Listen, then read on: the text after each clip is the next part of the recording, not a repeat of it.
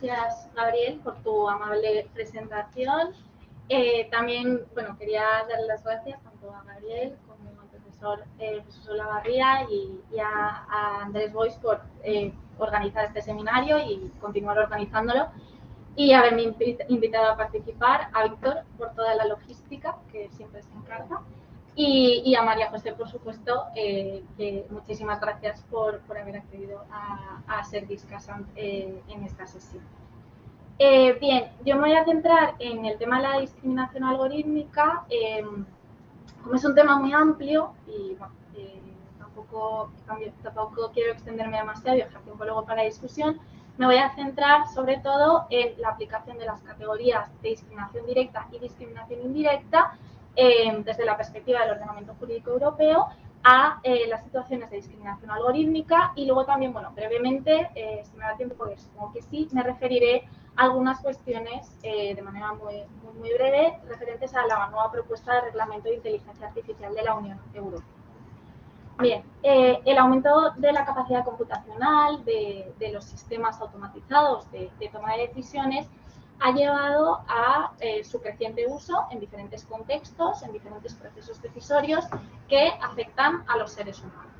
Estos sistemas también se conocen como sistemas de inteligencia artificial y, bueno, con su creciente uso también se ha constatado que a través de los procesos automatizados de toma de decisiones se puede contribuir, o estos contribuyen a la perpetuación de las desigualdades que sufren las personas pertenecientes a determinados grupos que históricamente se han situado y la sociedad sigue siguen encontrándose en una posición de desventaja.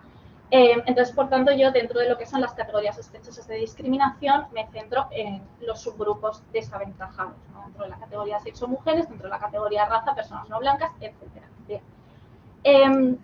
Hay situaciones en las que los sistemas algorítmicos no producen específicamente situaciones de discriminación, sino que por el contexto en el que se utilizan, etcétera, contribuyen, porque perpetúan estereotipos, por ejemplo, contribuyen a perpetuar estas situaciones de desigualdad y luego sí que nos encontramos con supuestos específicos de discriminación que son fundamentalmente en los que me voy a centrar sin perjuicio de hacer alguna referencia a estas situaciones en las que también contribuyen a perpetuar la desigualdad.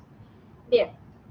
Los supuestos de discriminación algorítmica pueden darse tanto de manera involuntaria como intencionada. Pueden darse, por ejemplo, porque se utiliza una base de datos sesgada a la hora de entrenar el sistema. Este es el caso típico que, bueno, creo que prácticamente todo el mundo conoce del algoritmo de Amazon.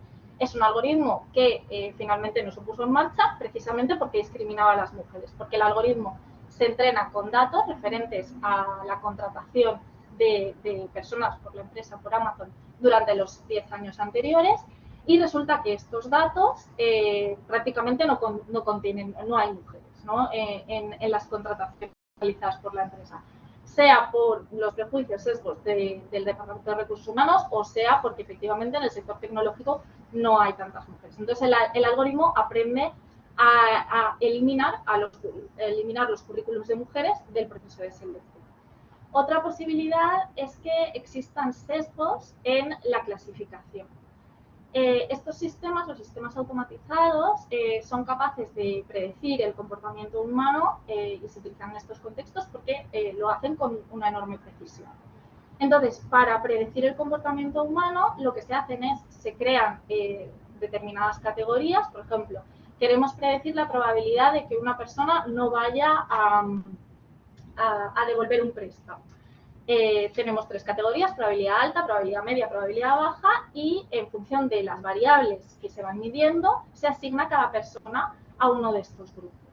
Pues bien, los algoritmos, los sistemas automatizados, como productos creados por los seres humanos, al final también son el resultado de estas estructuras históricas de discriminación. Entonces, a pesar de ser productos, elementos aparentemente neutros, en realidad en muchas ocasiones, de manera inconsciente, acaban incorporando, a la hora, por ejemplo, de determinarse cómo se miden determinadas variables, etcétera, acaban incorporando estos sesgos. A esto, además, cabe añadir la composición poco diversa de la fuerza de trabajo del sector tecnológico, que implica que estas personas todavía sean, en muchas ocasiones, de las particularidades propias de algunos grupos desaventajados. Por ejemplo, el Departamento de Agricultura de Estados Unidos utiliza un sistema automatizado para detectar posibles casos de fraude entre las personas y entre los establecimientos, las personas que utilizan, que son beneficiarias de cupones de alimentos, y los establecimientos, los supermercados que pueden aceptar estos cupones. Pues bien, durante una temporada se prohibió la posibilidad de que algunos supermercados que venden productos de supermercados somalíes pudiesen aceptar estos cupones, ya que se detectaron determinados patrones de consumo anormales entre las personas que compraban en estos establecimientos. Lo que sucedía en realidad es que, como consecuencia de las barreras lingüísticas, de que no en todos los municipios hay supermercados de esta clase y de los escasos recursos que en muchas ocasiones tienen estas personas, una vez al mes se juntaban los miembros de diferentes familias, y esto sucedía en general en muchas comunidades somalíes, y iban a un supermercado y gastaban todos los cupones de ese mes en la compra en un solo día. Con lo cual, el algoritmo detecta un patrón de conducta en el que en un solo día se consumen todos los cupones de alimentos para todo el mes, además de muchísimas familias, ¿no? Con lo cual se prohíbe durante una temporada hasta que se detecta cuáles son las razones por las que sucede esto. Se prohíbe la posibilidad de que estos establecimientos pudiesen admitir los cupones. En este sentido, en este contexto, también me gustaría señalar, como ya he comentado antes, que hay situaciones en las que no hablamos de discriminación algorítmica, estrictamente en sentido estricto, sino de contextos en los que el uso de sistemas automatizados puede contribuir a la perpetuación de la desigualdad. Y esto sucede sobre todo cuando se emplean sistemas de inteligencia artificial en el contexto de programas de ayudas públicas. ¿Por qué? Porque, por una parte, las personas que recurren a estos programas son personas que se encuentran en cierta situación de vulnerabilidad.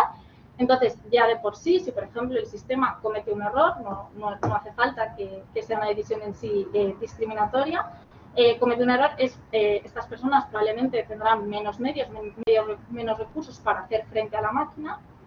Y luego, por otra parte, porque de manera creciente, además, se están utilizando estos sistemas para detectar el fraude en programas, o sea, ya no hablamos de asignación, sino para detectar el fraude en programas de ayudas sociales.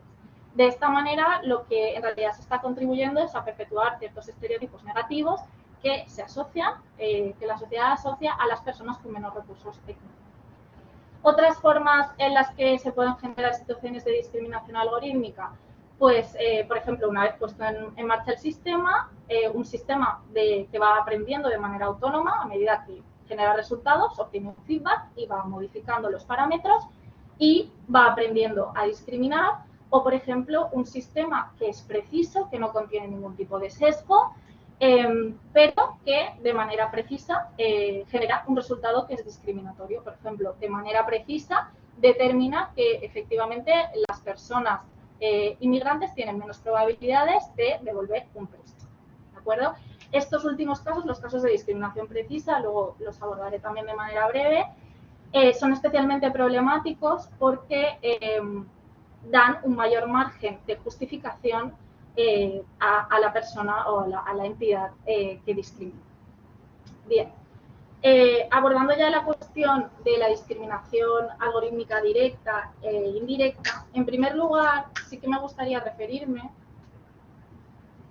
al problema generado por la falta de transparencia de los sistemas automatizados. Este es uno de los problemas uno de los principales problemas que se ha ido apuntando en los últimos años en relación con el uso de estos sistemas, ya que, por una parte, estos sistemas en muchas ocasiones son muy complejos, incluso si tenemos acceso a ellos, a estos programas, será difícil entenderlos, aunque tampoco debemos exagerar esta situación, es decir, existen muchos contextos, muchas situaciones en las que se están utilizando sistemas automatizados que no son tan complejos, pero sí que es verdad que en otras ocasiones esta opacidad se deriva de la existencia de una serie de intereses contrapuestos. Por ejemplo, la necesidad de proteger los derechos de propiedad intelectual o que lo que se pretende evitar es que se hagan trampas, se engañe al sistema por conocer su contenido, ¿no? Pues bien, el problema de la opacidad algorítmica es muy importante en el contexto de la prueba de la discriminación, sobre todo de la prueba de la discriminación directa. La discriminación directa, los supuestos de discriminación directa, tienen lugar cuando una persona es tratada de manera menos favorable que otra en una situación análoga como consecuencia de su pertenencia a uno de los subgrupos contenidos en las categorías sospechosas de discriminación. Por ejemplo, cuando a una mujer se la trata de manera menos favorable que un hombre en una situación análoga por el hecho de ser mujer. Si bien es cierto que la discriminación directa no requiere la prueba de intencionalidad en el ámbito europeo, sí que debemos probar, sí que debemos acreditar que se ha tenido en cuenta la categoría sospechosa a la hora de tomar la decisión. Es por ello que si no tenemos acceso al sistema, será mucho más difícil determinar si efectivamente se ha tenido en cuenta esta categoría sospechosa o no se ha tenido en cuenta. ¿Esto qué implica? Que en muchas ocasiones terminaremos por considerar supuestos de discriminación directa como supuestos de discriminación indirecta. Acabaremos reconduciéndolos. La discriminación indirecta tiene lugar cuando una disposición, práctica o criterio aparentemente neutros ocasiona una desventaja para las personas pertenecientes a un subgrupo en comparación con las no pertenecientes a ese subgrupo dentro de la categoría sospechosa. En los supuestos que aquí nos ocupan de discriminación algorítmica, lo que es la práctica o el criterio aparentemente neutros será el algoritmo en sí. Sí que es posible, evidentemente, que en algunas ocasiones accedamos al sistema y podamos analizarlo, pero partimos de la idea ahora mismo de que no se puede acceder al sistema, ¿de acuerdo? Entonces, valoramos el algoritmo en sí como, el sistema automatizado en sí, como este criterio aparentemente neutro. Entonces, en principio, bueno, pues no hay ningún problema, no podemos ir por la vía de discriminación directa, vamos por la vía de la discriminación indirecta. Sin embargo, sí que es verdad, que es donde surge un poco bueno, el problema y la necesidad de acreditar los supuestos, de probar los supuestos de discriminación directa como tales, es que la discriminación indirecta permite un mayor margen de justificación. La discriminación indirecta permite un mayor margen de justificación. En este sentido, una vez que se demuestra que las personas pertenecientes al grupo desaventajado reciben un trato peor, un trato más perjudicial que las no pertenecientes, que se encuentran en una situación comparable, la carga de la prueba recae sobre la parte demandada, que debe demostrar que el uso del sistema persigue una finalidad legítima y, en general, se admite cualquier finalidad legítima que no oculte de manera evidente la intención de discriminar, un ánimo discriminatorio, y luego se deberá superar el triple juicio de proporcionalidad. Con respecto a la primera parte, el juicio de proporcionalidad, el juicio de idoneidad requerirá responder a la pregunta: ¿es el algoritmo adecuado, idóneo para predecir el fenómeno del que se ocupa? Es decir, ¿es el algoritmo preciso a la hora de predecir el fenómeno del que se ocupa? Entonces, bueno, pues aquí tendremos que tener en cuenta los falsos positivos, falsos negativos. Hay diferentes formas de medirlo. Ahora mismo no voy a entrar por razones de tiempo. Con respecto a la segunda parte, la prueba de necesidad requerirá que la parte demandada demuestre que no había un algoritmo menos discriminatorio o una base de datos menos sesgada, más completa, que pudiese haberse utilizado ofreciendo resultados igualmente o más o menos igual de precisos. Y finalmente, con respecto a la prueba de proporcionalidad en sentido estricto, será especialmente difícil de determinar casos nos encontremos con supuestos de discriminación precisa. En estos casos se deberá determinar si la igualdad debe prevalecer sobre la libertad y la eficiencia y eficacia como derechos o intereses de quien está empleando el sistema algorítmico. Por ejemplo, un sistema que se utilice en la selección de personal en una empresa y que tenga un 95% de precisión, sea preciso en un 95%, pero que genere resultados más perjudiciales, resultados peores para las mujeres, afecte de manera negativa en mayor medida a las mujeres que a los hombres. En este contexto, además, resulta necesario apuntar el riesgo que genera el sesgo tecnológico, que es la idea que tendemos a tener los seres humanos de que las máquinas, la inteligencia artificial, es plenamente objetiva. Tendemos a confiar, en numerosos estudios que lo demuestran, en los resultados que nos ofrece la máquina. Con lo cual, en este sentido, existe el riesgo de que este sesgo tecnológico pueda llegar a afectar a la forma en la que se lleva a cabo el test de proporcionalidad. Bien, por consiguiente, resulta necesario determinar qué casos constituyen supuestos de discriminación algorítmica directa. La discriminación algorítmica directa puede tener lugar cuando la pertenencia al grupo desaventajado determina el resultado final del sistema y perjudica de manera automática a todas las personas pertenecientes al subgrupo. Por ejemplo, todos los miembros del grupo. Por ejemplo, un sistema que se utiliza en la concesión de préstamos y que de manera automática deniega el préstamo a todas las personas inmigrantes que lo solicitan. En estos casos, en principio, no será difícil del todo probar como supuesto de discriminación directa, ya que, de conformidad con la jurisprudencia del Tribunal de Justicia de la Unión Europea, aunque nos encontremos con un criterio aparentemente neutro, en este caso el algoritmo, no tenemos acceso al sistema, pero sí vemos que a todas las personas inmigrantes que analiza el sistema, el resultado generado es un resultado clarísimamente negativo, y es el mismo resultado para todas las personas. El TJUE determina, en su sentencia de 1 de abril de 2008, en el caso Cadao Maruco, que cuando el criterio aparentemente neutro no se puede desvincular de la categoría sospechosa, estos supuestos pueden ser tratados como supuestos de discriminación directa. Entonces, en estos casos, tenemos más o menos una solución. En segundo lugar, también nos encontraremos ante un supuesto de discriminación algorítmica directa cuando la pertenencia al grupo desaventajado se pondera con otras variables, pero no determina, y entonces no determina el resultado final del sistema. Por ejemplo, en la solicitud de un préstamo, ser mujer se tiene en cuenta, pero luego este elemento, esta variable, se pondera con otras variables, con otras características que también se valoran por el sistema para determinar el resultado final. Con lo cual, en estos casos, si no tenemos acceso al algoritmo, no tenemos acceso al sistema, será mucho más complicado determinar si nos encontramos ante un supuesto de discriminación directa o no. Y luego existe otro supuesto de discriminación algorítmica directa que es especialmente difícil de probar, que es, por ejemplo, el caso de Amazon. Es cuando el sistema infiere que una persona pertenece a un grupo desaventajado de otra información, de otros datos. Para que estos supuestos constituyan casos de discriminación directa, los datos de los que se infiere la pertenencia al grupo, que no son predictivos, no sirven para predecir el fenómeno, el aspecto de la realidad social que se pretende predecir. El caso de Amazon. El sistema no tenía acceso a los datos sobre el sexo de las personas que solicitaban trabajo en la empresa. Sin embargo, el sistema aprende a buscar aquellos aspectos dentro de los currículums que determinan que una persona es mujer o es hombre. Y cuando detecta que un currículum pertenece a una mujer, lo elimina. ¿De acuerdo?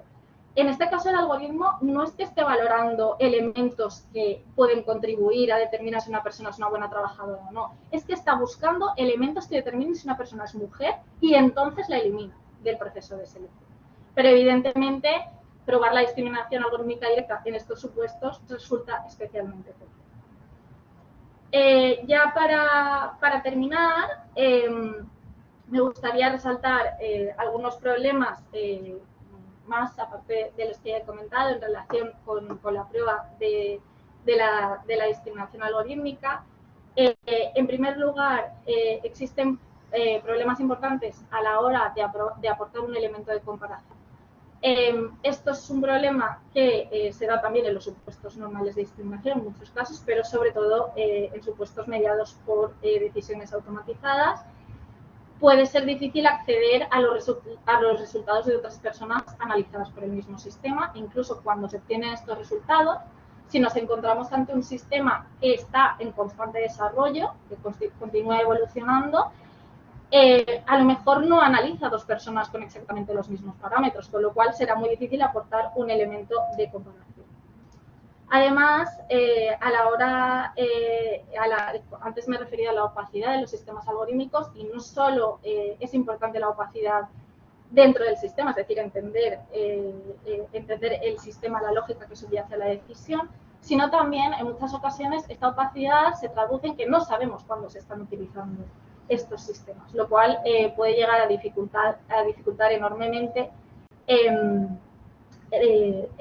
la detección de la discriminación y, por supuesto, la prueba.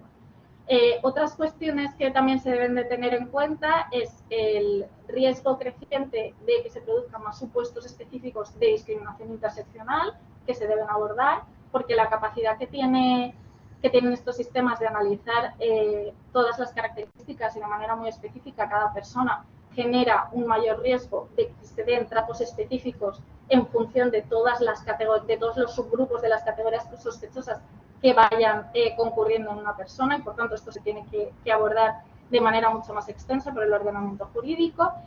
Y luego también la cuestión de la discriminación por pertenecer a un estrato socioeconómico bajo.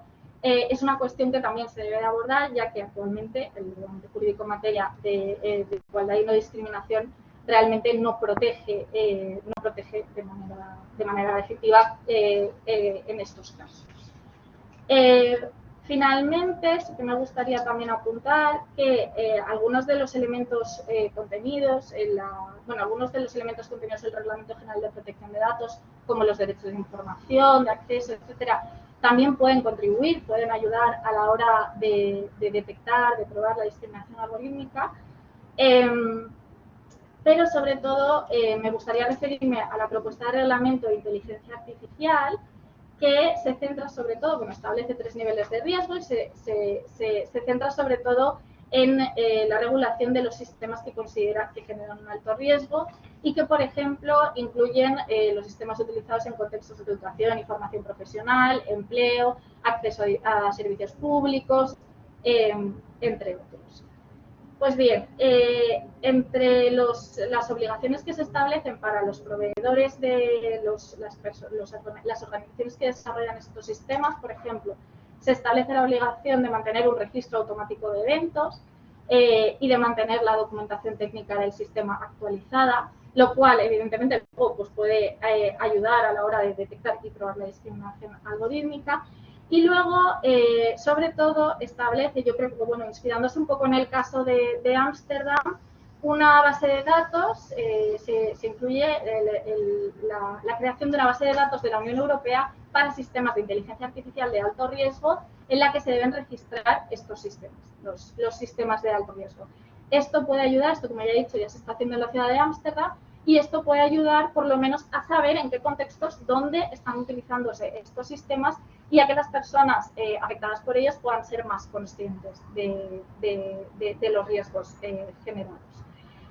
Además, establece también un sistema de autoridades nacionales de control cuyo personal debe tener conocimientos especializados no solo en materia de inteligencia artificial, sino también en materia en relación con los riesgos y la protección de los derechos fundamentales, lo cual es enormemente importante. En caso de que estas autoridades realmente funcionen bien, sí que se podría llegar a establecer, aunque bueno, tengo mis dudas y creo que el reglamento adolece de muchas deficiencias, pero si realizan un control eficaz del mercado, también se establece la obligación de que los desarrolladores de sistemas automatizados proporcionen la información requerida a estas autoridades de supervisión de la inteligencia artificial, y de esta manera se podría llegar a establecer un sistema efectivo de control, de detección, incluso de prevención de la discriminación algorítmica. Muchas gracias.